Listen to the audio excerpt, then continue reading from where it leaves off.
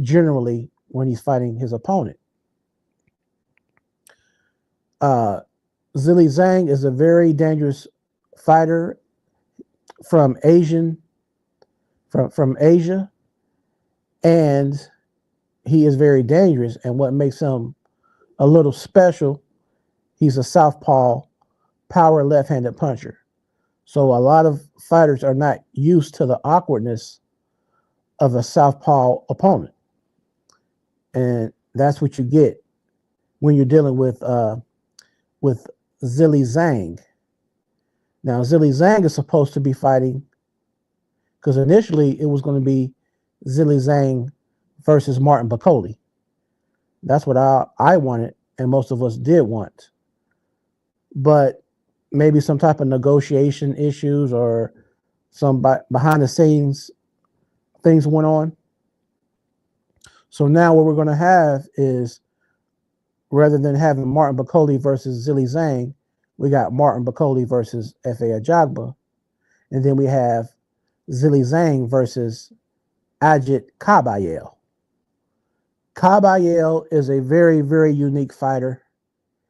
He has a very nice style, somewhat like not just exactly like Cuban Flash, Frank Sanchez, but Ajit Kabayel has a well-rounded style. He can move. He's slick on his feet, and he can be problematic for somebody like Zhilei Zhang, who's going to go for a knockout and try to line him up with that power right hand and establish his right hand jab. That's a very good matchup, a very intriguing uh, style of fighters, because you got two different style of fighters, and we've seen how Kabayel gets down when he fought the I'm trying to think of his name, but he fought the Russian fighter, the real big Russian fighter, and Ajit Kabayel was able to stop him just by targeting his body. He hit him with body shots, and he kept doubling over. Every time Ajit Kabayel threw one or two punches to his body, he would fold like a pretzel. So I wonder if he would try to use a similar strategy when he faces with Zhilei Zhang. Is he going to try to go to the body of Zhilei Zhang? I'm pretty sure he'll be mixing it up, going to the body, downstairs, upstairs, and vice versa. Uh, and he will have to use his speed and footwork to his advantage. He's definitely the more well-rounded fighter between the two. So when you have those attributes and those different intangibles, that's what you want to bring forth to a certain match. Is you want to use every tool in your toolbox that you have when you're facing somebody dangerous like Zhilei Zhang.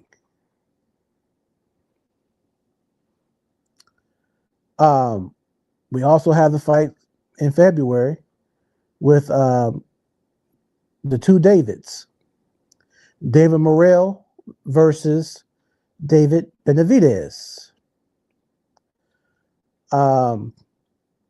David Benavidez speaks for himself.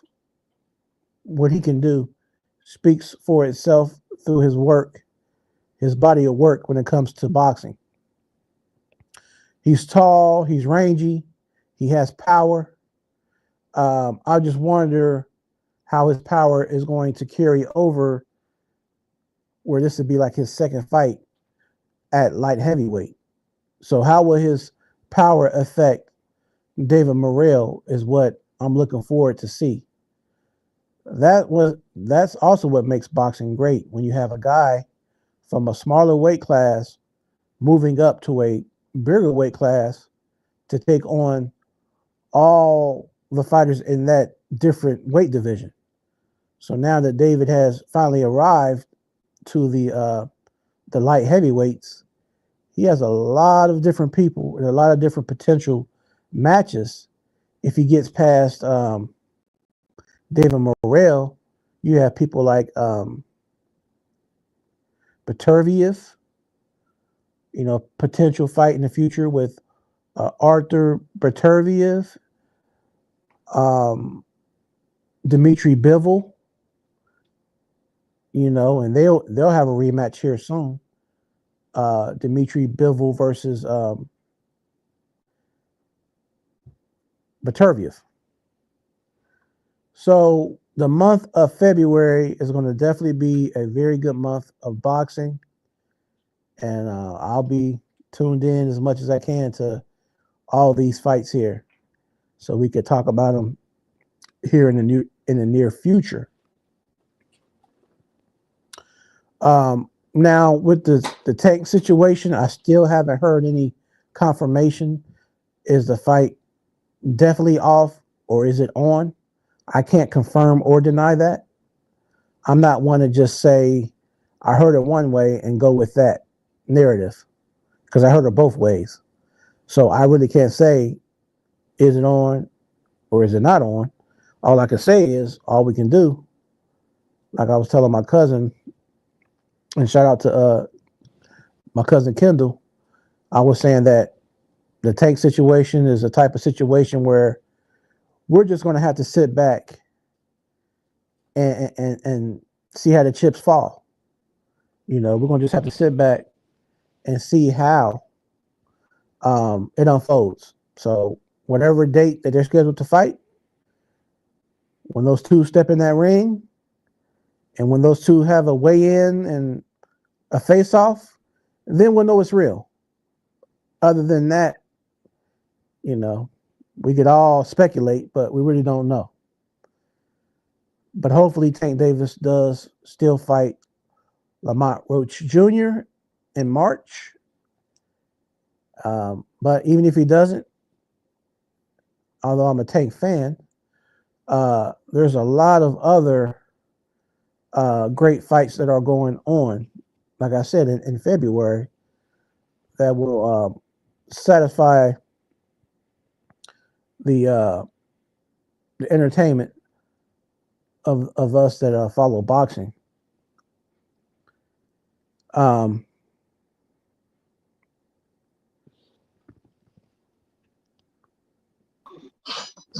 Yep, that's what's up, man. So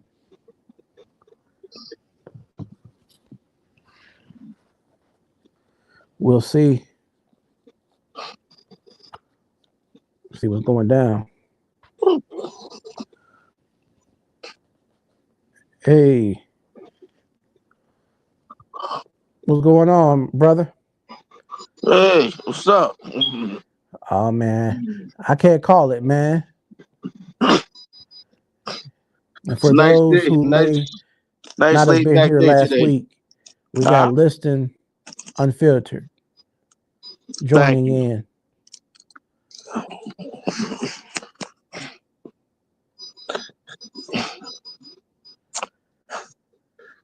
Yes. Glad to be on. Yes. Glad to be on again. Yeah, man. Glad to have you back again. It's like Thanks for your support. It's like every Sunday a tradition. Sunday tradition. Yes, sir. Okay. Yeah. Can live with that. Yeah. Yeah, man. So yeah, I was talking a little bit. I was listening to what you were saying. David Benavidez, I think we got the question about his power in his last fight. I'm not really sold on Benavidez like everybody else. He's young. I think he has, lots of potential. Some good things about him. I try not to be too critical of fighters, even if they're not like my thing personally.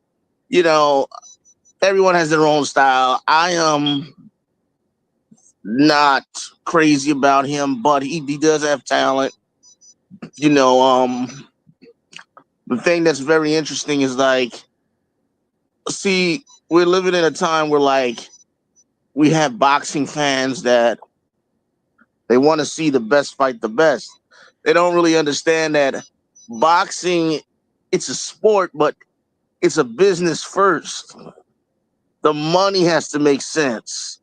And this is something too that maybe you might want to delve into, but legacy fighters, that's what legacy fighters do.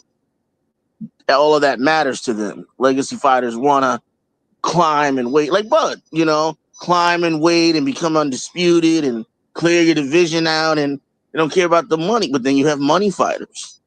That's all they want. They want big paydays. They don't really care about what the fans want. So there's a definite, there's definite differences between the two.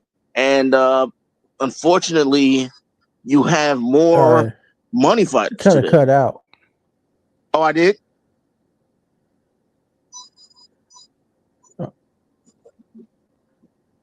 Can you hear me? Yeah, I hear you. Okay, you kind of cut out for a second. Okay, how about now? You hear me? Yeah, I hear you. Okay. I hope the audio problems from last week don't start affecting me now, Right. Yeah, but I'm saying like, just, Benavidez, everybody was saying that Canelo was ducking him. Now Canelo's looking at this other guy, Skull, a guy named Skull, who I actually was watching some video on him. Not a bad fighter, actually. Not a bad fighter. That's who Canelo has his eyes feasted on. Yeah. So he's not a puncher though. This guy is more of a volume puncher. He can knock you up, more of a an accumulation puncher, not a one shot guy. But a guy like that could cause Canelo some problems. Canelo has guys with high work rate, so that could be problematic for him. So since we're talking about them, was there any truth or allegedly that Canelo was going to be fighting Bud Crawford? I hear that the Bud fight is supposed to happen after that, the fight with Skull, or before it. Okay, cool. But Canelo's playing money games now. What's his name from Saudi Arabia? Turkey Al-Sheikh. Right. He slammed Bud when Bud had his first fight at 154, and he said he was no longer interested in seeing Canelo and Bud. Now all of a sudden he's interested again. So now he's throwing the big money, and Canelo, doesn't want to do it. Mm-hmm. But I think Bud has a chance. I do. I mean, a lot of people don't. Weight classes are there for a reason. I get it. Right. But if Bud really feels he can do it, why not give him a shot? Yeah. Khan tried to do it. I mean, on a lesser scale. I mean, it was outweighed by, 20, 25 pounds maybe by Canelo, and he gave Canelo a run for 6 rounds. So, Bud is a much, much better fighter than Khan is, who I'm a fan of. Right. So let's see. Let's see what happens with it. Yeah, man. That's one thing about boxing, man.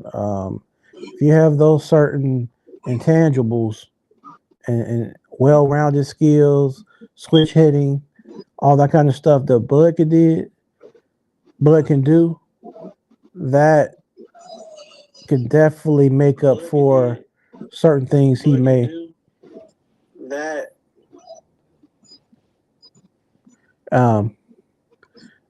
what Canelo, that most people couldn't do. Right. Bud could He could cause problems. He would be very much, I think, an irritation for Canelo.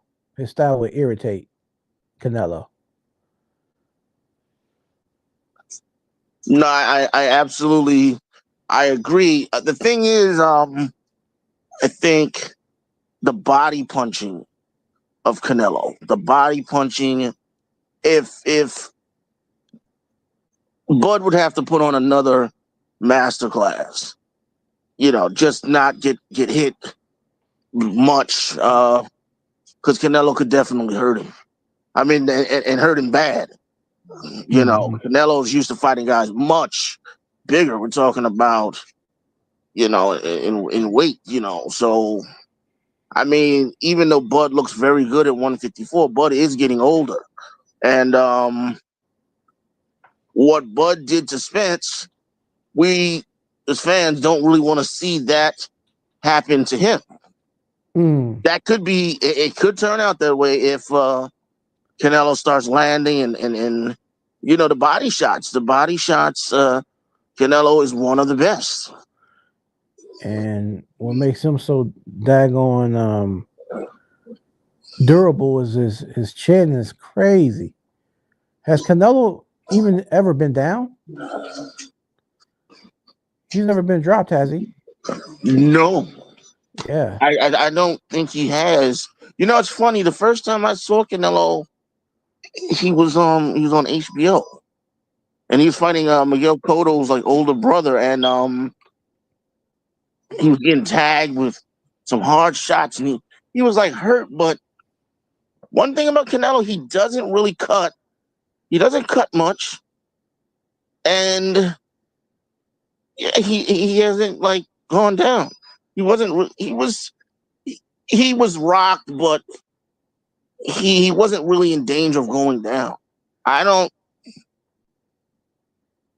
I can't really think of a fight where he's really been hurt. Golovkin may have hurt him a few times with some headshots that may have really bothered him, but Golovkin didn't really invest in going to the body the way he should have.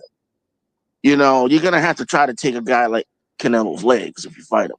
The head stuff he's too slippery up top. He Hmm. makes you miss. He's a great counter puncher. You're not gonna get him like that. He's gonna tire you out before you tire him out. You got to rip that body and try to. But Golovkin's thinking probably was he can hurt me too. If I go to the body, he's got very fast hands, can counter me up top. So Right, maybe right, right. Golovkin second guessed a lot of that. But that would have been the game plan, maybe for to try to really beat Canelo. Right. But he's been doing it a long time, and Bivol has like, I don't know why he wants to rematch with Bivol. He needs to just steer clear. Look, let it go. Let it go. Let it go. Yeah. Let it go. Bivol, he's not gonna beat him again. I mean, he's not gonna beat him if they fight again. It's not gonna happen. Right. Bivol style, speed, it's just too much in and out. Canelo's never been a guy that cuts the ring off and exert all of this energy, so but that's the only guy that, style wise that I can think of off the top of my head that really befuddled Canelo. I mean, outside of Floyd, but that's Right. when, Canelo's starting out, Started out right. Yeah, man. I agree, man. Now, who would be a problem for Canelo if he stepped back into the light heavy? I don't think he would want any problems with Peterviev, with Arthur. No. But you see, I think, he might be starting at this point to slip a bit. But then again, this last fight, he was, to be fair, coming off of a surgery. And he hadn't been boxing for a long time. And he's aging. So, I still think he did enough to beat Bivol and win the fight. But I don't think he's going to be fighting much longer. Right. Yeah. I don't think Benavidez will get to him. I don't think Benavidez is in a rush. He shouldn't be. He really should not be. He shouldn't be. And Canelo's not taking any ultra dangerous fights. I don't think. I think he'd be fine. Letting B2B retire and then moving on to someone else. I don't think Right. that's really a fight he really would be seeking or hungry to make. Well, since we're talking about Canelo and David Benavidez, let's talk about the guy who fought both of them, Caleb Plant. What do you think about Caleb Plant as a boxer, throwback fighter, etc.? I like Caleb Plant. Caleb Plant, I think at this point is probably on the downside of his career at this point. I think the last fight he had, he even though he won, he got hit a lot. He got hit a lot more than I'm used to seeing him get hit, and he did take a lot of punishment when he fought Benavidez, Yeah. in that fight. Mhm. And but in terms of like a boxer being able to move and skill wise, the only thing he's really lacking is he doesn't really have great power. Yeah. But he's very good. Matter of fact, what he did to Anthony Durrell, that knockout was Oh man, yeah, that was beautiful. Durrell was talking That was beautiful. a lot of crap to him too. Yeah, yeah. Caleb Plant is somewhat. I mean, his fight style ain't Shakur Stevenson, but it's similar. They both are two highly skilled guys, but they lack power. Right. Like Shakur, he has everything else you could want, but he just doesn't seem to have the power maybe to trouble certain opponents. And it kind of makes you wonder, if you can't trouble your opponent enough and they don't respect your power, they're going to keep walking you down. I think I said this before. Shakur Stevenson's got a very big problem in the sense that I don't know, like he doesn't like to be hit. I mean, as a boxer and a fighter, you're not supposed to want to get hit. I mean, Right. you want to avoid getting beat up and hit on, but I mean, there's always going to be the great debate about fighters running, who runs, who doesn't. But Shakur Stevenson turned me off big time when he fought Edwin Dos Santos. I remember just watching that, and he refused to engage because he knew Dos Santos was a puncher, could knock his head off his shoulders, and he didn't want any parts of that. And he just was intent to box, hold, back up, and run for his life for the 12 rounds. And and then he even himself, he wasn't impressed with the effort he put forth. But then he has this nonchalant attitude, like I don't care, and that's what kind of burns me up too. It's I don't care, and that's something like we have to hold fighters accountable. You see, you could sit and say, well, oh, I don't care, or whatever, but if that's going to be your attitude, you're not going to have too many fans who are going to continue to support you fighting and fight out if that's going to be your attitude.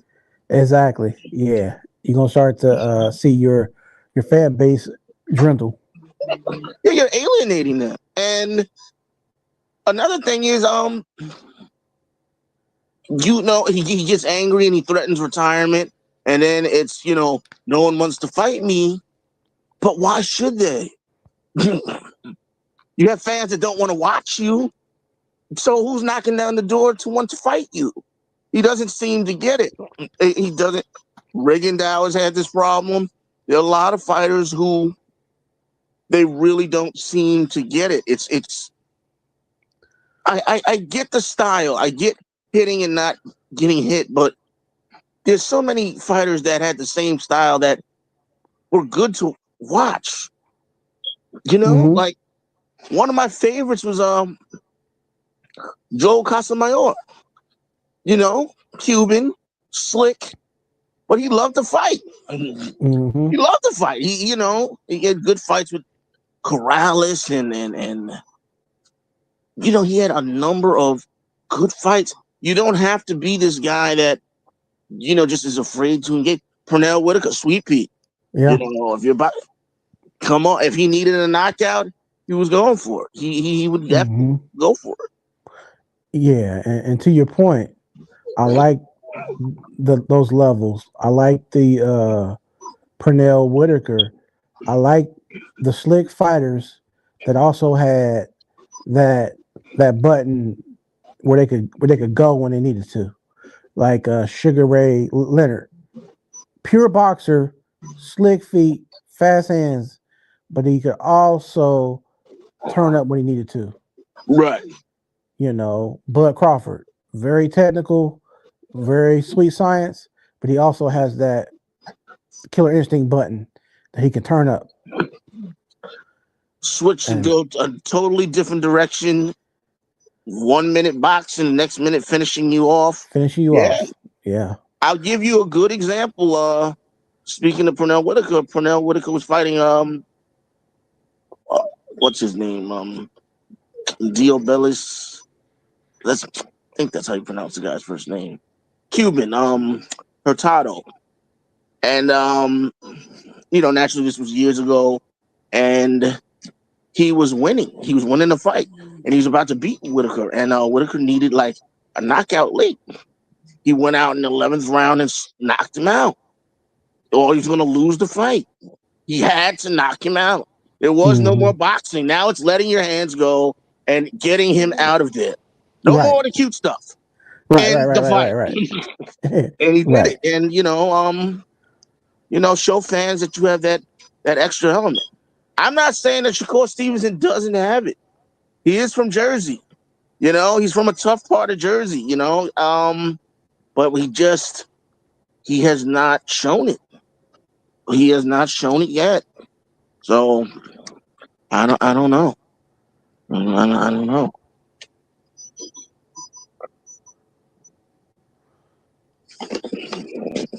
Yeah, man. So I would think, speaking of Shakur Stevenson, the fact that he's getting a shot. Well, Floyd Schofield is getting a shot at Shakur Stevenson.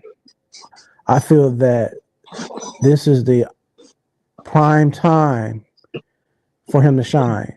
I think Shakur Stevenson should be able to make a statement with Floyd Schofield, being that he's somewhat green. He should be able to stop him within the distance. I agree. I don't think Schofield will do much in this fight. And I'm not saying that I don't like the kid. I watched some film on him, but boxing is more or less about levels. I don't think he has the type of pedigree that it is going to take to. He has the style, but I don't think IQ-wise he's going to be able to deal with Stevenson. Stevenson's a very rough fighter to face because he's going to be bouncing around. You're going to have to find a way to pin him down and land something and get him to respect you enough to where he's going to want to fight. And there's not too many guys that can make him do that. There's not too many guys that, or he might not feel excited enough to do that. So there's that, so, but his father says they have a game plan. So, maybe they're working on something that, get this, maybe it'll be a better fight than, we think it'll be. Than we expecting. Yeah. Yeah. But we'll see. Because, like you said, his pops definitely is, saying that he can see Kid Austin getting a knockout, and that he will knock out Shakur Stevenson. So we Well, will if that see. would have happened, then he's a definite player now. Right. Definitely. His No stock more will pretender. He's a definitely, definite player and everything now. yeah. Big He gets a fights will knockout. open up. Oh, His and not a stock is knockout. gonna, Yeah. yeah. Not just a win. A knockout would be huge. Yeah, even a win. Huge. Yeah. Yeah, a win is huge. A knockout is icing on the cake. Let me ask you. You heard about Tiafimo and Matias? It seems like I heard just a little bit about it, but not a whole lot. Yeah, that's going to be very interesting. They're both punchers too. Oh, they're putting that match together. From what I hear, yeah, they trying to put it together. They're both punchers, and yeah, that's going to be interesting. That'll be an interesting fight. Bombs away. Tiafimo needs to fight somebody too. Yeah, yeah. Guys He's in like everything else but fighting. He needs to get active. him, Charlo. Yeah, certain guys like that, man. They gotta get back in there, get active. Right. Yeah. Charlo, Jamel, the younger one. He's back at 154. So we Okay. might get to see him and Bud. Yeah. They have Yes. bad blood. They have bad blood because. That's possible. But then let me throw something else at you. Depending on Spence is the ultimate X factor at 154. Would Spence and Charlo ever fight each other if they had to? That would be a interesting matchup. They're friends, but Yeah. if it ever came Business is down to business. it, business, right? Yeah. You know, Wow. That would be a they very sparred a lot with each other, hang out with each other. So that would be very interesting. him and Jamel. Hypothetically speaking, of course, Yeah. Hypothetically speaking. I mean, we're ways off from that, but you never know what could happen Right. being in the same division. Facts. Yeah, facts. Yeah. And if Turkey Alashake is willing to back it financially, all kind of different matches will be happening in the near future. Well, it's much needed, for boxing. A lot of guys are starting to make some real money. They're getting put in the spotlight. It's really good. Couldn't have come at a better time. You know, hopefully we can keep seeing more of these events. Stat cards. Getting everybody on them and fighting and showcasing their skills and people moving up and down. Really good. Oh yeah, man. So a little bit of what I was talking about earlier too was, what do you think about the fight with Zhang and Kabayel? That matchup. Say that again. Zilly Zhang versus Kabayel. I've seen Caballero. I've seen him a few times. Zhang.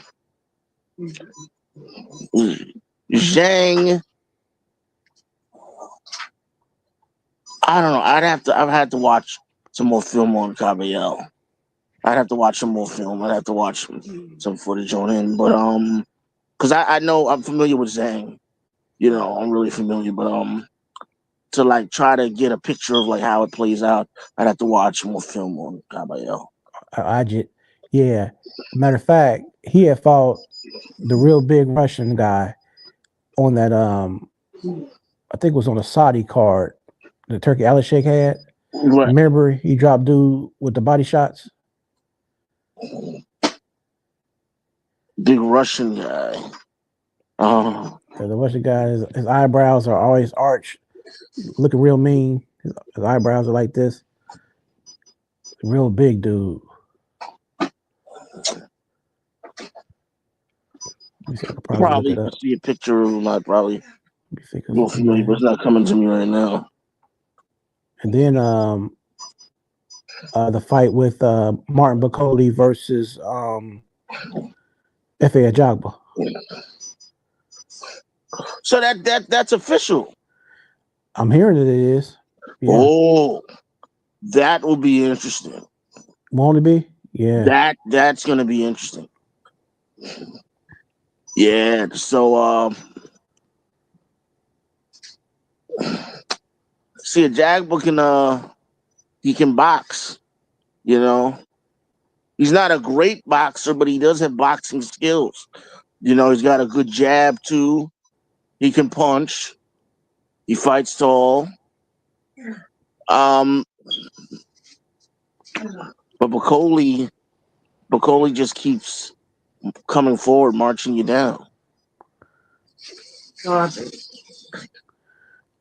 Yep. Definitely, man. That kind of pace can be very troublesome for many people.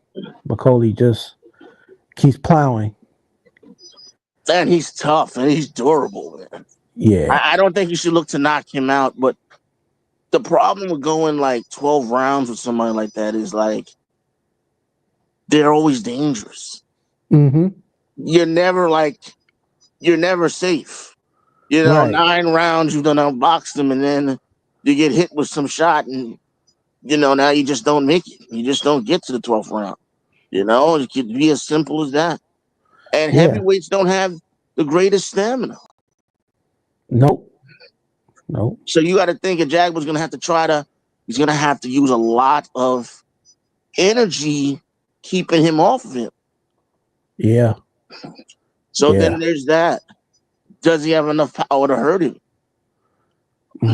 Yeah. It's going to be very interesting, man. Jared Anderson couldn't. Jared No, he Anderson hit him couldn't with some good shots, and he just, you know, he didn't look phased. A lot at of body all. shots too. He just kept walking forward. Yep. Yep. So I'm definitely looking forward to that one, man. Very great matchup. Yeah, I that's what I'm excited for sure. Yeah. That would definitely be worth having fun watching. For sure. And I just pulled up the box rec for Caballero. Yeah. The guy I was referring to was Makhmudov. Makhmudov.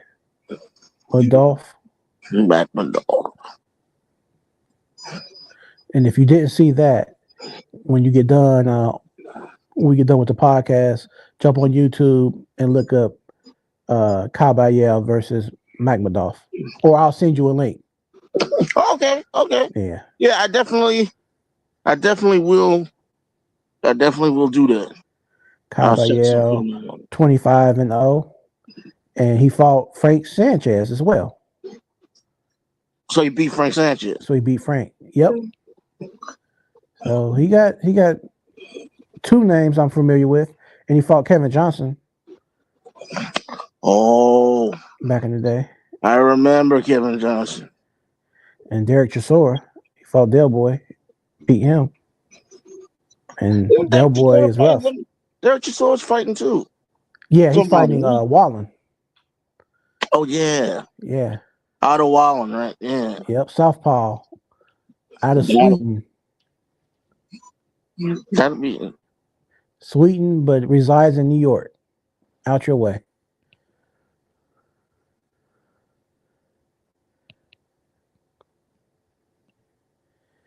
Yeah. So that's a good style matchup as well. A slick boxer, southpaw, versus the rugged Derek Chisora. Yeah, Derek Chisora seems to, he seems to be getting better with time. There Yeah. was a point when he looked like he was at the end of it, and he finds a way to like stave off being a gatekeeper. He stays like in the mix with things. He just finds a way. He's not gonna beat like those upper echelon guys, but Right. anything below there, he's competitive and has a chance. Yeah, just like he upset and beat Joe Joyce. I would have never thought that Chisora would have gave Joe Joyce that many issues. He dropped him and beat him. Who is the fighter that I forgot his name that Chisora fought, and he used to be in like a player at heavyweight too, and I haven't heard from him in a while. I think Chisora knocked him out. Tack him. Right.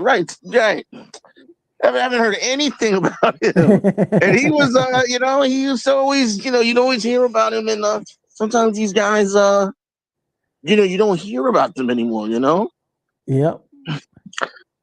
But Chisora had, now, different eras of heavyweights.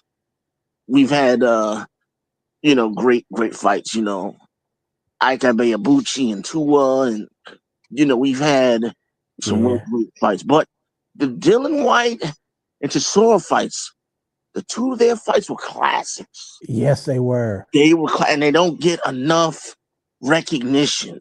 Facts. Those fights, though, were so good, and I have played them over and over again. Yeah, those they went in the guys trenches. were looking to kill each other. Yeah, they went in the trenches. They Yeah. certainly did. Yeah. I got a story for you, actually, right?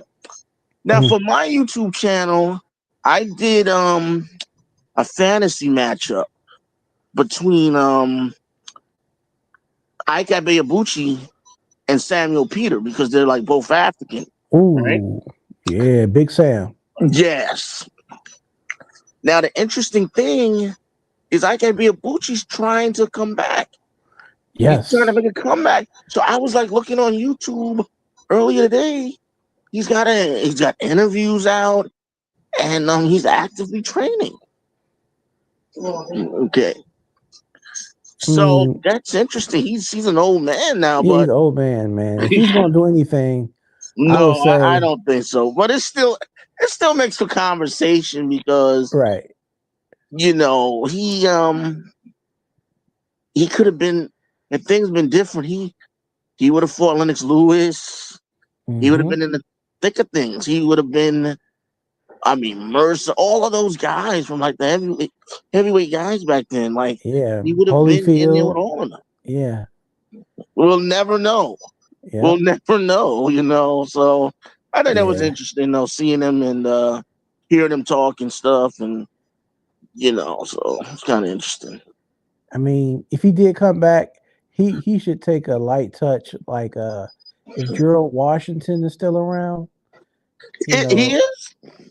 I'm not sure if he is or not, but like maybe he would be a proper opponent for Ike Ibeachi. Because you don't need to fight no young lions. He needs to like warm up with somebody like. You want to see how much he got left? Yeah, see what he got. If he got the stamina to even make it through 8 rounds, Yeah. But I also heard that while he was locked up all those years, he was still actively training too. But he's out, and another guy who's out too, Michael Nunn. He's out finally. Oh, he was locked up? Michael Nunn was away for a long time, like 20-something years. Oh wow. Yeah. So he's out, and it's another one who, you never know where it would have went, man. He a lot of talent, but things went. What weight division was Michael Nunn? Michael Nunn was He's like a light heavyweight. like a middleweight, but I think by the time his career ended, I think he went up to what, light heavyweight, or maybe cruiserweight. He ended his career at. I could be wrong about that, but I think he went up kind of heavy in his last few fights. But he was talented. Man. Like coming up, Michael second to none. He was good. Yeah, man. Somehow them guys get caught up in doing a lot of times, incarceration. Like the guy Mike Tyson knocked out, the Black Rhino, Clifford ATN. ETN. ETN, yeah. Yeah, weird case. Yeah. Weird case with that. Yeah. Get like a robbery charge and then get all that time. Been to prison before, gets out, and then goes back. Yeah, it's a shame. It's a real shame. Yeah. Yeah, man. But and speaking of Ray Mercer, man, he's that guy kind of like what's his name puts me in the mind of Ray Mercer. They give you all they got. The Buzzsaw from Camden, New Jersey. Dwight Cowie. Dwight Cowie, yeah. Yeah. Always gave you action, man. Oh yeah. Oh my God. Him and Foreman. Him and Holyfield. Oh my God. Yeah, man. He was scrappy, dude, man. That was a great time for fighting, man. That was a really, really great time. I'm gonna throw out another name that nobody speaks about anymore, and it's unfortunate too. We always talk about the Fab Four. We always talk about Hagler, Hearns, and Duran, Leonard, but nobody talks about Mike McCallum, the body snatcher. Those guys didn't want to fight Mike McCallum.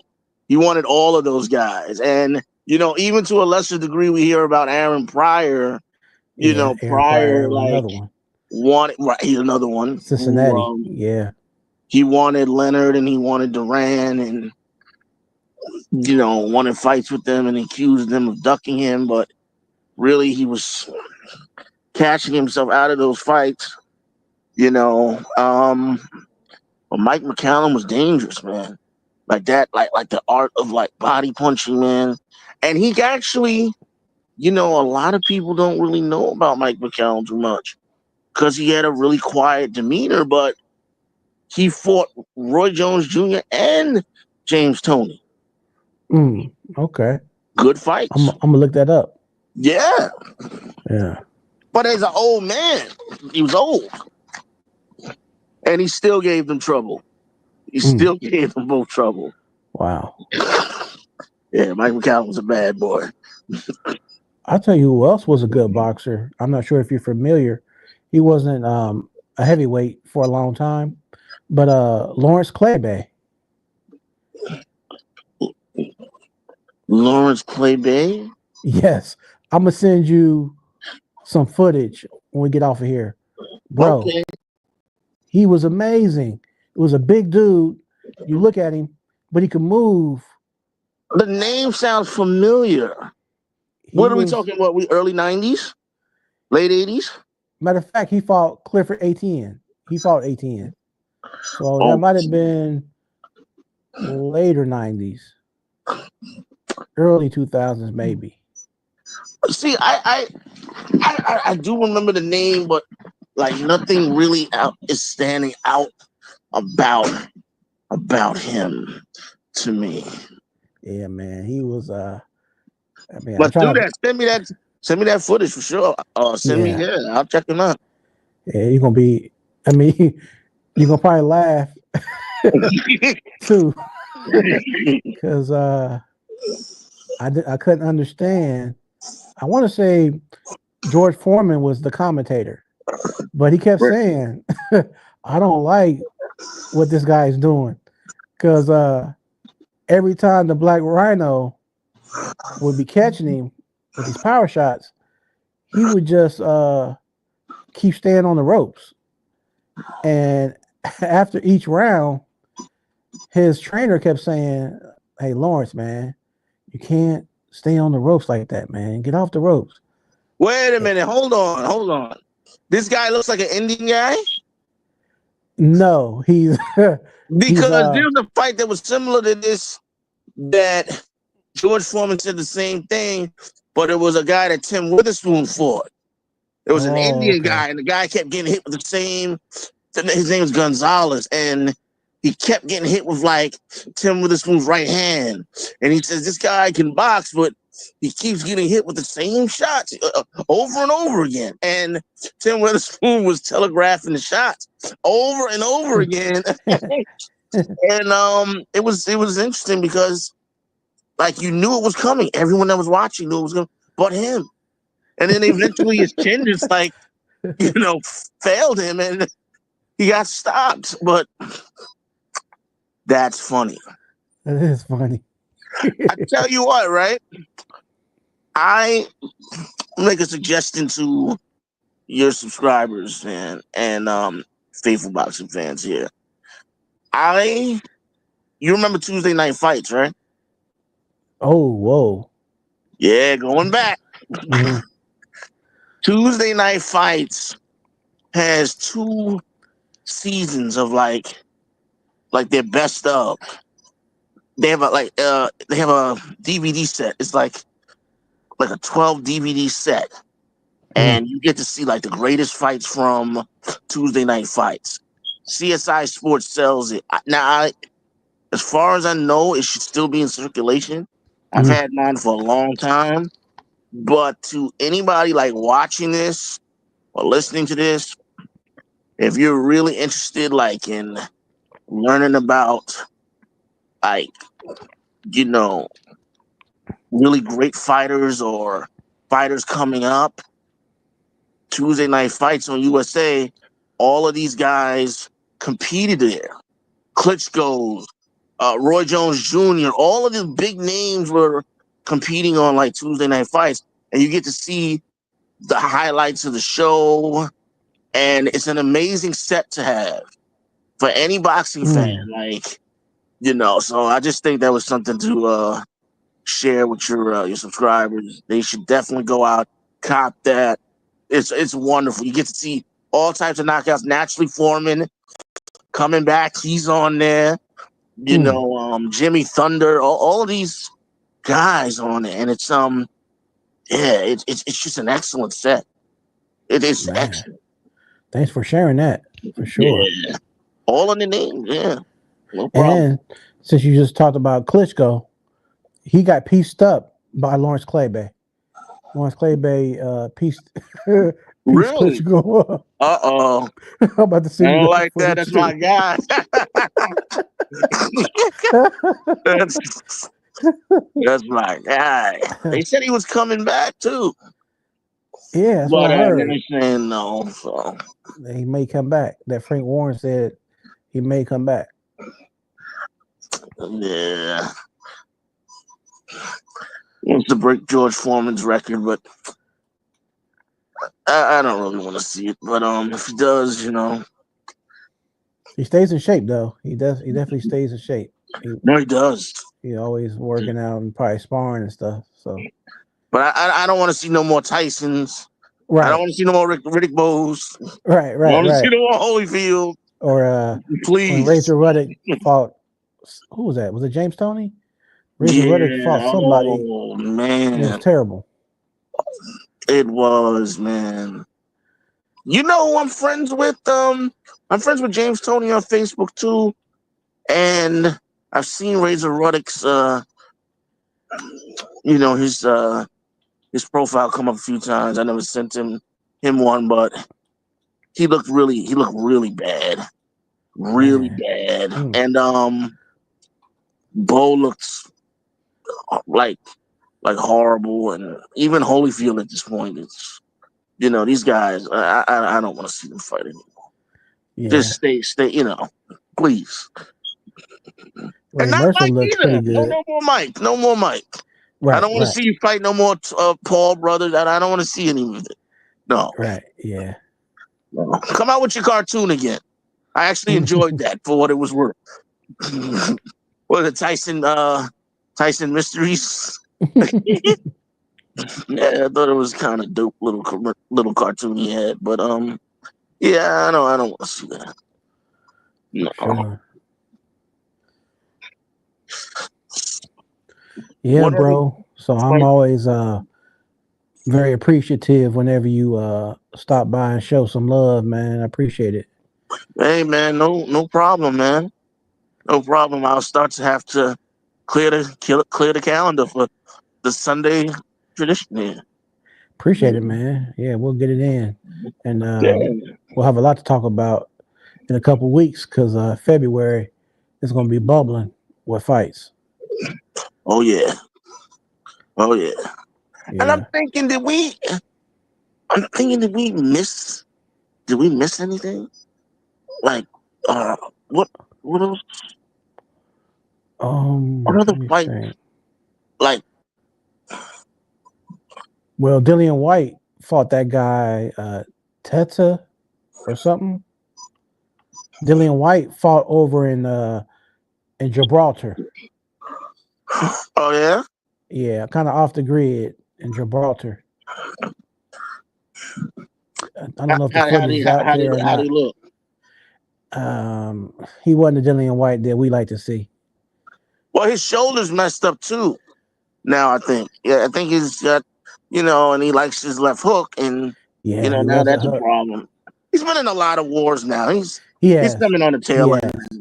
Yeah, he has been in a lot of wars. These fighters can only last for so long. The Joseph Parker fight and Dillian White was a war too. That was a classic fight. Yeah. It definitely was. Well, we talked about Chisora and Dillian White. Maybe before the two of them hanging up, we'll get a third one. Get a trilogy. It's funny you said that. Dillian said he was game for it. Really? Yeah, so I don't know if it'll happen, but that would be a nice retirement. Chisora needs to get past Wallen. Oh well, who do you see winning that? Oh man, that's a good one. This is the way I see it. Chisora, if he can knock him out between 4 and 6, but then I think the later it gets, Wallen's going to just move around and win on points. Yeah, I can kind of see that happening too. Wallen is fairly good boxer. Neither one's a really big puncher, but I don't know. See, Chisora knows how to get inside. Like even though he's like a small guy, he knows how to get inside and work the body with most guys. There's only certain guys that have been able to like really neutralize him, keep him, on the outside. But if he can get inside and start landing some body shots, he can make it tough for Wallen. Yeah, make it real rough. He can make it real rough. It might be a really ugly fight too. Because you got to keep Chisora off. He's a dog. He's gonna keep coming. And if you don't got that power to hurt him or shove him off, he's gonna really try to walk you down. So yeah, I kind of see. I see that. I can see it playing out both ways. Either first 6 or 7 if Chisora can't get a few knockdowns or a TKO, Wallen will likely win, probably edge it out. I can see that. Definitely. And since we're speaking of Chisora, another really good fight was Chisora versus Parker 2. That was Yeah. fire. Yeah. Well, Dustin Parker's definitely rekindling his career. Yeah. So he's going through a resurgence now, and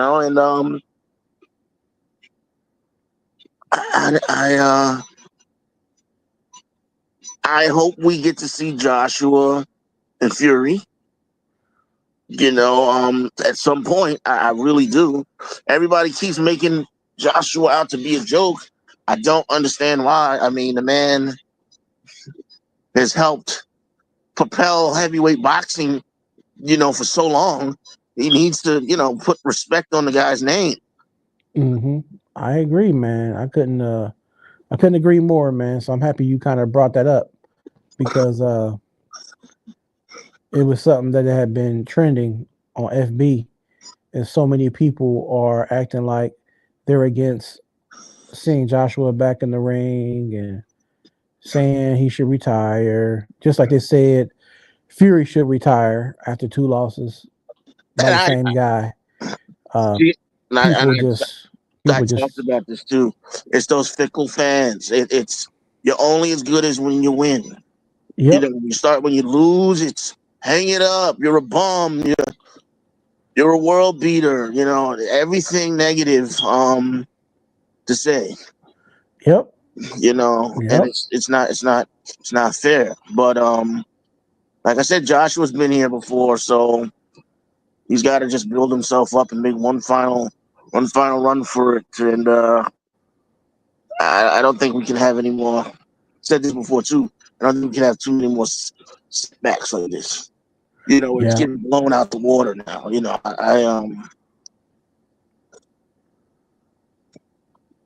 Yeah, man. Because the way, like you said about the fan base now, and then like my era, I'll be 45 in 2 weeks. So it's like I was used to looking at. I started off with Mike Tyson back in 1988, and then Holyfield in the 90s, making a big name. Right. So I was used to seeing the best fight the best. Right. Even though life came a certain way, and Mike Tyson ended up going to prison when him and Holyfield were supposed to fight, and everything got pushed back, and eventually they fought in 1996. It's like we still got to see, although late, we still got to see something that's classic that we can go back on YouTube and play Holyfield versus Tyson versus if it never happened at all, And I look at that like AJ versus Fury. I still would like to see it. They both had their share of losses. They both been on the canvas, So it'd be good to see who could bring more to the table. And I mean, Fury, I don't really care what anyone says. Fury lost to Ngannou. He lost that fight. Yeah. That was, that was a blatant robbery. But let me be careful with throwing that out because you see Ngannou, he went from giving Joshua his respect to now the narrative has changed now. Now it's Joshua's cheating. So now here, all of these months later, now this is the story you're deciding to stick with, which is very, very bad, but a lot of these fighters, they don't want to admit they lost. It's like they can't admit, they can't come to grips with, okay, you lost, you train harder, you work on some things, and do you get a rematch or you work towards one? I mean, you take it from there. It's not the end of the world. Thanks, Floyd. Right. Yeah. Yeah. Hey, Scobie, I sent the link. Check Messenger. Okay. But yeah, man. like you were saying, listening, man. You know, it just it's crazy, man. Because like I said, I'm used to the if the best don't fight the best, then who's ever on that second or third tier down, they fight each other. You know, like a pyramid. Right. I don't understand how it is that you know people are um acting like, well, I don't want to see it now. It's like, what's it going to hurt to see it? You know, what does it hurt to see it? You're here saying you're a boxing fan, but then you want to turn up and act like you don't want to see it. But yet, had this been an MMA fight and it was a fighter with 3 or 4 losses, you wouldn't be whining because in MMA they're not petty like boxing. They don't complain about losses in MMA. That's something too. I'm a fan of both, and I feel like they both could they could both take things from each other. I truly believe that. Like, you know, MMA has a problem with how much fighters are getting paid and how frequently they're fighting. You know, they can take 3 or 4 months, between a fight and they got to live off of maybe a $30,000 check. And, they've got mortgages and everything to pay. They got their team to pay. Hmm. It's like different ways to eat up their money. But then with boxing, it's like you really don't get, the best fighting the best so much. So when you talk about, you said 1988. So you started watching Tyson when Tyson was the Michael Spinks? Yeah, that was the first fight I saw. I actually have a full YouTube video about that experience. Oh, I'd like Uh, to check that out. I'll Interesting. send it to you. Yeah, Okay. that's what made me like boxing. Oh, yeah, Tyson. Okay. Yeah. See, Tyson was he was actually starting to kind of decline a bit at that point. So you missed Burbick, you missed you missed Burbick, you missed Pinklin Thomas. Fought some good fighters, but a lot of the guys he was just running through. But Kevin Rooney, you came along at a bad point because Don King and Robin Givens were in his life, and they told him to get rid of Kevin Rooney. So he stopped training. He stopped training and he started declining. He started partying and things got a lot worse for him. Hence the Okay. Tyson we got to see in Tokyo Right. against Buster Douglas. Yeah. Very, very unfocused and just party animal. Yeah, it's he would have been fighting Holyfield. The Holyfield fight you speak on. That was next up. All he had to do was get past Buster Douglas. He got Right. past Buster Douglas, and that would have been it. Oh yeah. Yep. For sure, man. Um, his career was one of the most uh the Mike Tyson career was one of the most turbulent boxing careers of any boxer. Like a roller coaster with so many ups and downs.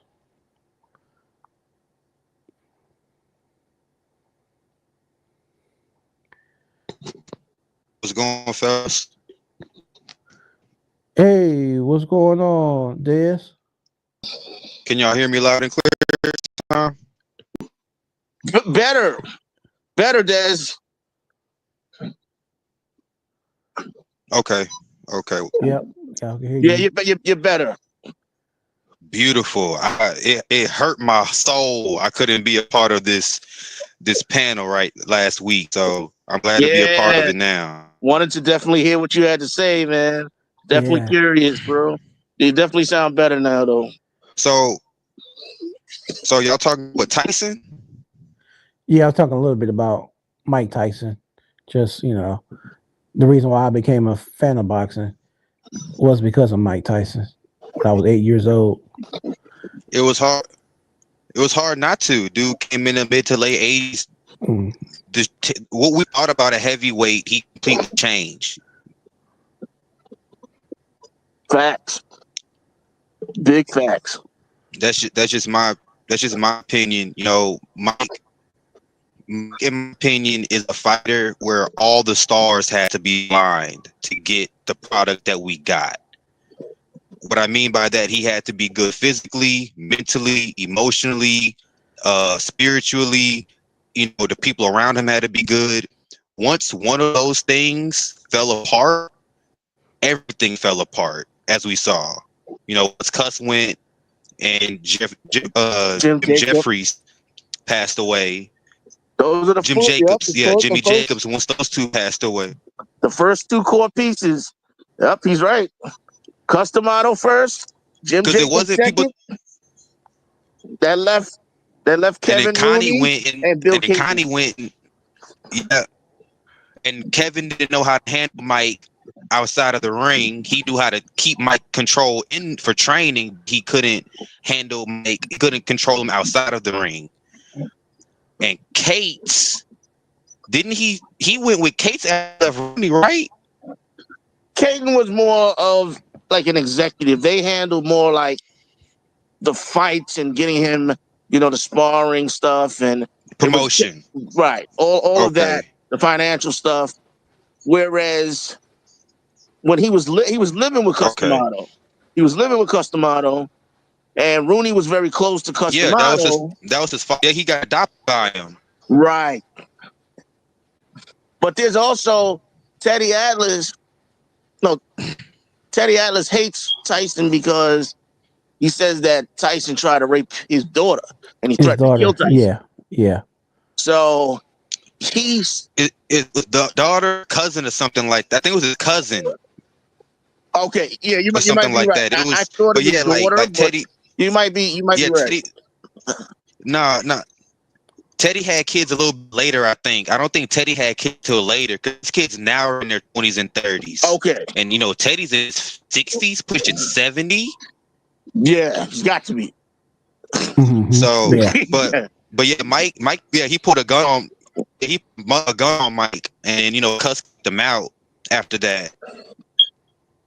Cus D'Amato loved Tyson because Tyson was Cus D'Amato's his Floyd Patterson 5.0. He loved Floyd Patterson. No. But Tyson was bigger. No, I agree with you. More durable. Cus said, "I found my listing."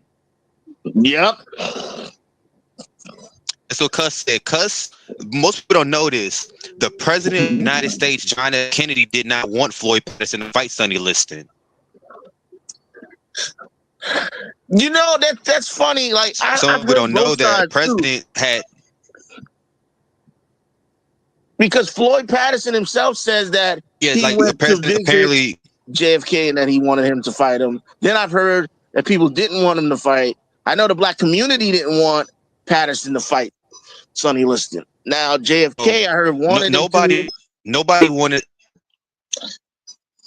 That could possibly be muddled up. I could agree that could be in both ways, but I know Sonny was the number one contender for like 3-4 years, and nobody wanted to fight him. Floyd gave him his shot. I know Cus didn't want Floyd to fight Sonny because Sonny was all wrong for Patterson, and Floyd was scared of Sonny before they even stepped in the ring, and that's what, and that's the one thing that Cus realized he needed. He needed fear. He needed someone that could strike fear to fighters because no one struck fear in the fighters like Sonny. Hell, even Ali was scared of Sonny. Yeah. But Cus D'Amato and Floyd Patterson had a falling out after that.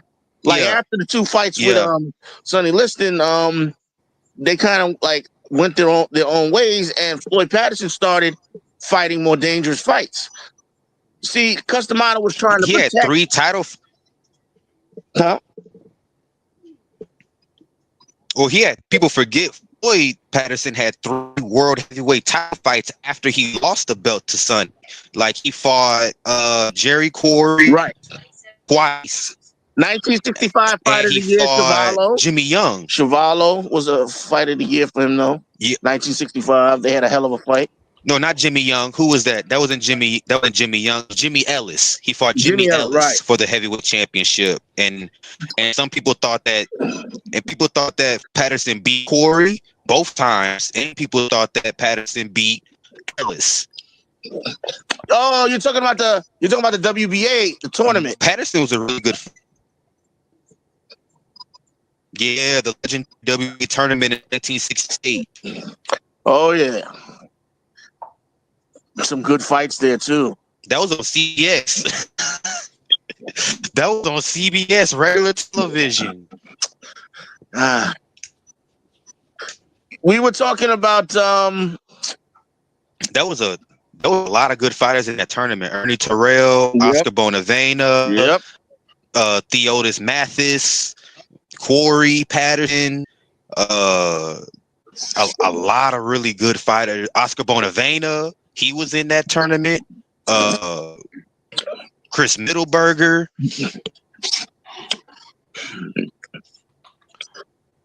So what y'all talked about the Barboza and Catterall fight? You said Barbosa who? Jack Catterall. Oh yeah. When is that going down? Did it already happen? No. It's February or March. Okay, cool. We missed that. We missed talking about that one. It's February. Yeah, I want to see it. My only issue with Bosa is he fights up and down this competition. He hasn't looked good in his last 3 fights, and the fact that he turned down title shots. He turned down Regis twice. It was he was supposed to fight Regis for the vacant 140 strap, for the WBC 140 strap. He turned that down. Then when Regis beat Zepeda, Regis wanted Barboza again in New Orleans, and Barboza turned that down again. And then Matias offered him a shot to bring Matias when he was champ, and he turned that shot down too. He wants Teofimo Lopez. That's who he wants. That's another guy that's like, what has happened? What happened to Regis Prograis? What happened to him? Like, was he ruined by Haney and what's his name? Josh Taylor? Was he ruined in those fights? Like what? No. With Regis is one of those fighters who are called. His window wasn't that big. He started late. He started in his late 20s. He started in his late teens, and then turned pro in his early 20s.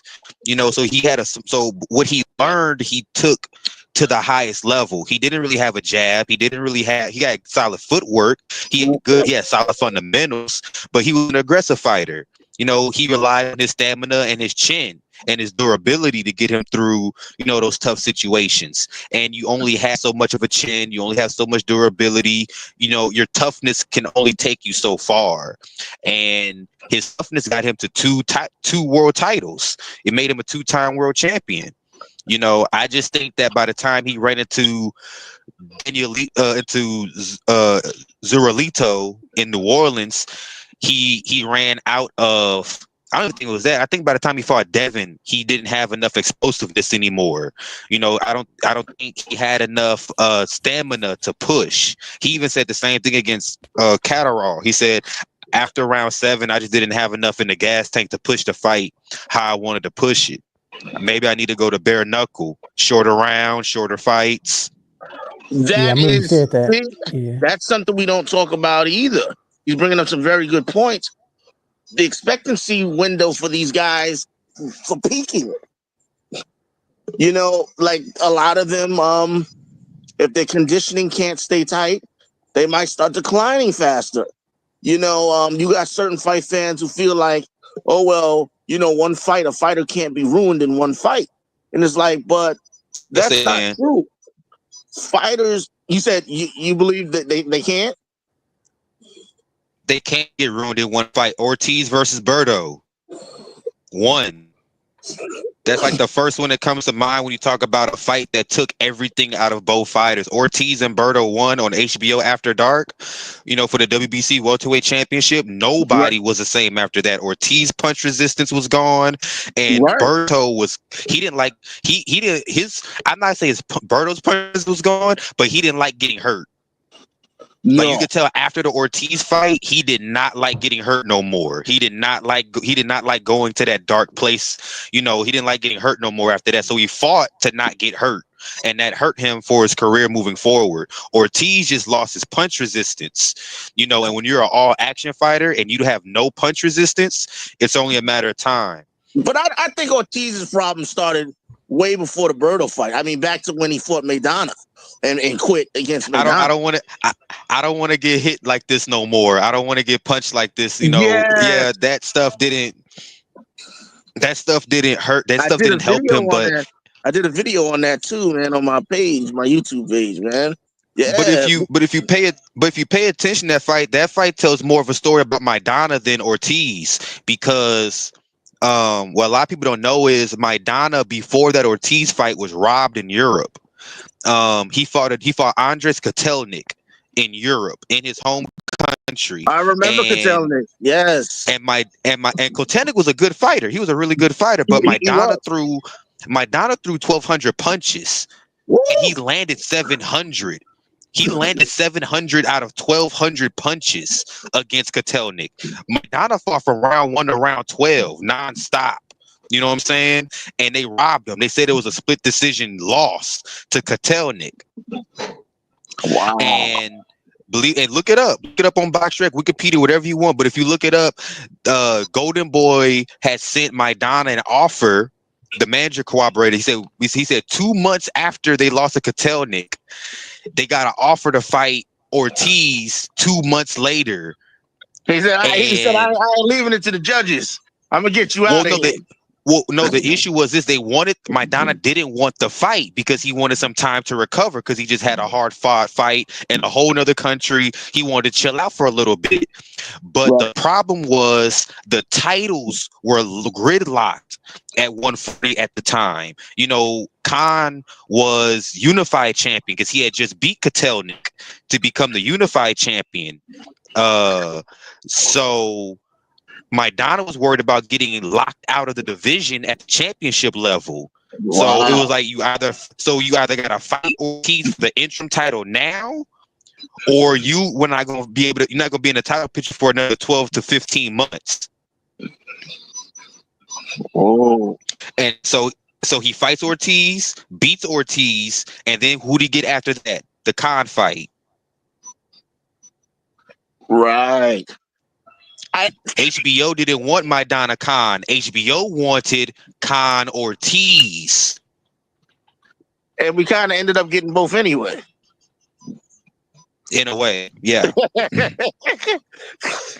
Now that's interesting. See, now I didn't know all of that backdrop to the fight. That's very interesting. But what I do know, I just was gonna say real quick, like Victor Ortiz was supposed to be the next De La Hoya.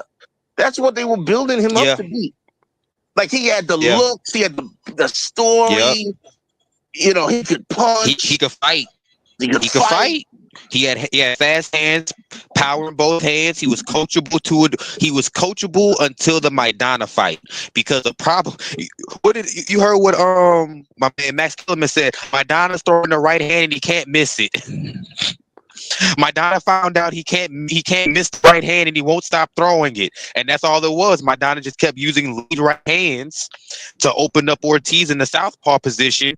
And the fact that Ortiz was never taught how to take away the right hand from the orthodox fighter being the southpaw fighter, that showed either lack of coaching from his coach or lack of coachability from Ortiz to not listen. But you know what? Too? Very much winnable for Ortiz. When you get, it's like, all right, I've been knocking people out my whole career, my early career. I've been knocking guys out. So now I'm meeting a guy that I knocked down. He keeps coming at me, but now they're hurting me and they're beating me up too. So now he gets hit with a shot, and in that last round, his face starts swelling. I think he panicked. Like, oh, He did. I think it got to be like too much for him. Like the walls are closing in. He's hitting me a lot. He won't stop coming at me. And that's when you get to see what type of heart these guys have. Acelino Freitas, who I'm sure you're familiar with, another one of my favorites. Diego Corrales. The Diego Corrales fight showed, like, that's one of my favorite fights is Freitas versus Corrales, because believe it or not, Corrales was the first fighter to ask the WBO, "Hey, yo, I know I'm the 130-pound champion, but can I go up and immediately fight the 135-pound champion? And if I win, I'm the champ. If I lose, I vacate the 130-pound belt." They granted him that. And then when Corrales won, that's when they introduced the super championship rule. If you defend the WBO belt so many times in one weight class, you're granted an automatic title shot at the next weight class for the WBO. Right. So in that fight, Freitas winning the first 7 rounds, out moving, out combo, fast hands, using footwork, but then he got tired. And that's all Corrales needed. What was it? 4 knockdowns in 3 rounds? And after the 4th knockdown, Freitas, nah, I don't want no more. He also quit against Juan Diaz too. Baby Bull. That's a lot of pressure. That's a lot of pressure. That's a lot of pressure. Baby Bull was throwing 57 punches around his peak. That's a lot of pressure. That's a lot to deal with. And Acelino was older? No, that was his last championship fight. No, he definitely. That was his last championship fight. But he had that in him. For Corrales fight, he was looking for a way out. And then, he got lucky in the Casamayor fight, because I had him losing the Casamayor fight until, Casamayor, had them point deductions with Joel dirty. He don't mind being dirty. Yeah, I like Freitas. I like his but what you were But what you were saying about windows with fighters, it is true. You only have so much time to exploit your prime years, pretty much. We've seen with Adrian Broner, Deontay Wilder, Big Charlo. We've seen what happens when you don't utilize your prime years to your fullest extent. Adrian Broner, you end up playing catch up in the end. Adrian Broner's record looks better with his losses resume is better than his win resume. What do you guys think things went wrong for Broner? Because I have my own theory as to what went wrong with him, but I'm sure the two of you got different opinions on it. I got 3 things. I have 3 keys to why Broner didn't become a top 10 certified pound for pound fighter. I have 3 reasons why. Okay, what's yours? I'm doing descending order. Number 3, it was style of fighting. Adrian Broner was like a poor man's James Toney. Like, he was literally a great value James Toney. He didn't have fast feet. He didn't like moving his feet because Adrian didn't like doing road work like that. So Adrian wanted to move his feet the least amount possible, but his defense wasn't that good, in the sense of, like, you can't have above average defense but below average footwork. That was Adrian's problem. And then he threw punches like he paid for them. He didn't throw enough punches. Ponce de Leon, in my opinion. Ponce de Leon was the first guy who showed this is how you give a guy like Broner problems. You sit there and you overwhelm him with activity, and you keep moving. And he, like you just said, he's not going to move the feet. Very true. You use the left hook.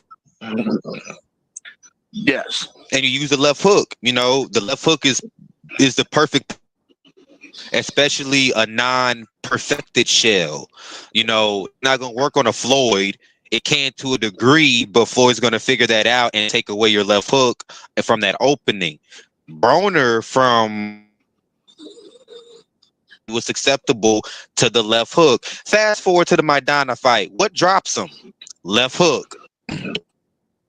Yep. So, point number 2, attitude. No. His attitude is what led to his downfall because he felt like his poop didn't stink. He felt as though he was the greatest gift to boxing since horsehair boxing gloves. And when you're that big-headed, you don't listen to nobody. It's hard to be. Yeah, when you're overly arrogant. Generation Zab Judah, but he became worse. Oh yeah, because Zab was overly arrogant, but Zab was able to be. Zab came off of his high horse. Hopefully he'll come back in. But I feel like AB too. Another thing was where you go wrong is when you're trying to be.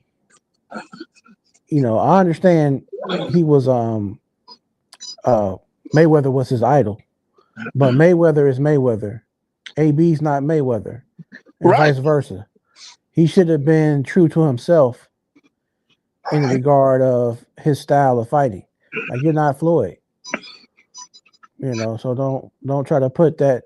Don't ever put a certain amount of pressure on you because you're trying to be like Floyd as far as a perfect record per se, or the way you do certain mechanics when you're fighting.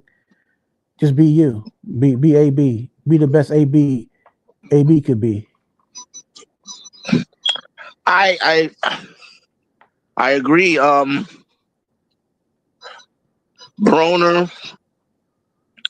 didn't want to listen to anybody. Broner wanted to do what he wanted to do.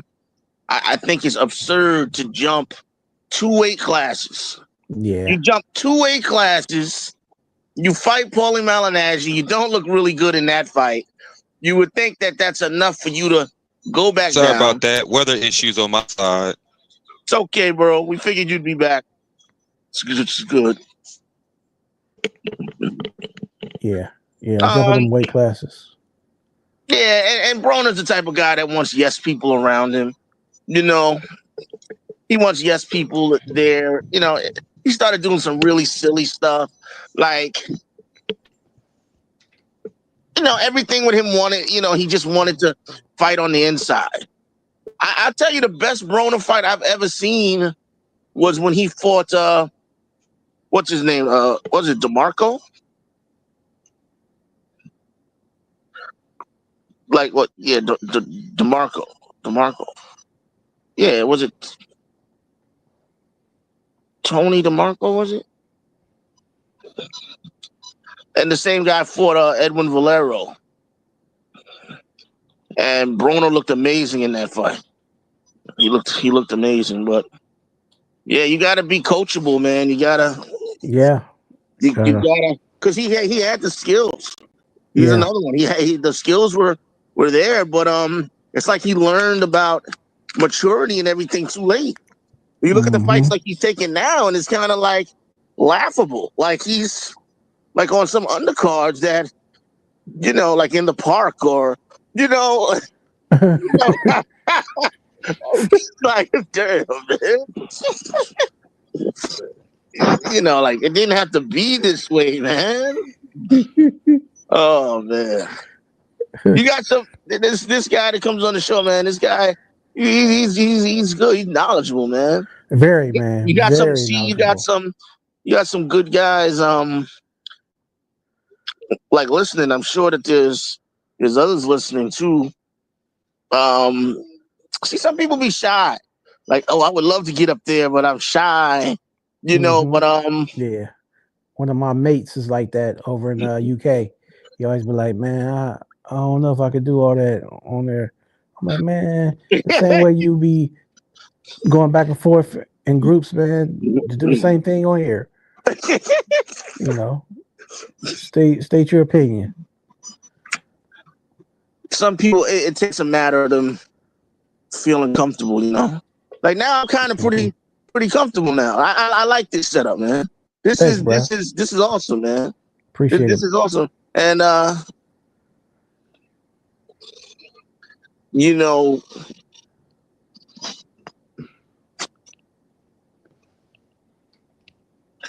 really, talk. We could run through some things too, maybe for next week. Mm-hmm. I'll shoot you maybe some ideas or some stuff. I forgot to do it, but like you said, there's gonna be more fights. Yeah, the year's just starting. Oh yeah, yep, yes, sir, most definitely. And this year is starting off real good with the schedules and different the opponents. They got them set up real nice. Some really, really nice matches.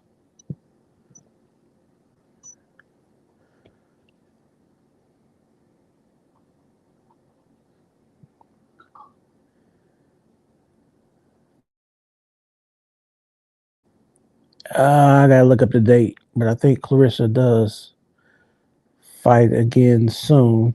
Her movie just dropped. For those who didn't know, Clarissa movie, The Fire Inside, it hit theaters on Christmas Day. So eventually it'll probably be maybe on Amazon eventually. If you put in the title, The Fire Inside, it should let you know where you can find it.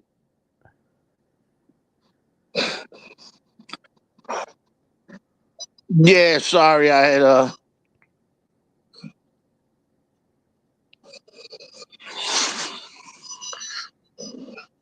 sorry, I had got bumped off a second too. Oh yeah, it happens.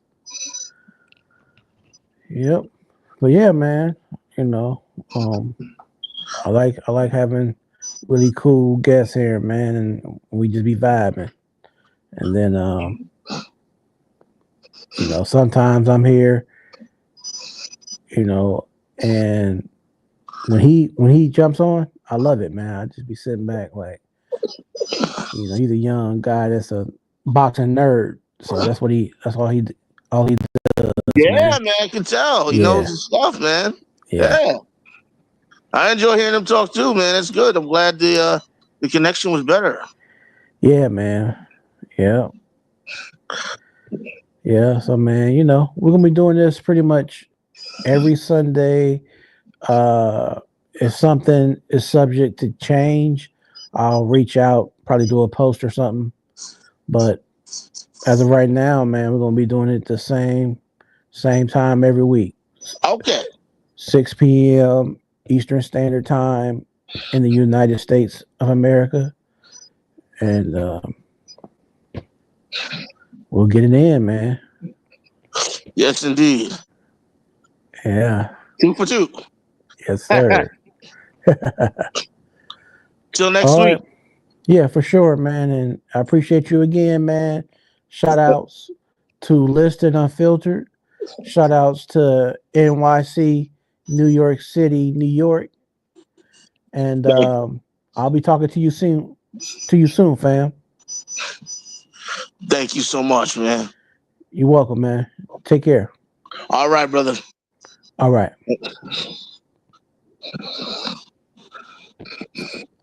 Well, I want to thank everybody who was involved in today's podcast. Scoob, Listed Unfiltered. And we'll be back here next Sunday and every Sunday following after. So if you come into the chat room at a later time, whether it's later tonight or tomorrow, step in, hit the thumbs up button, please, and leave your comments in the chat room. And we'll be back next week. I appreciate everybody. Love, peace all around the world.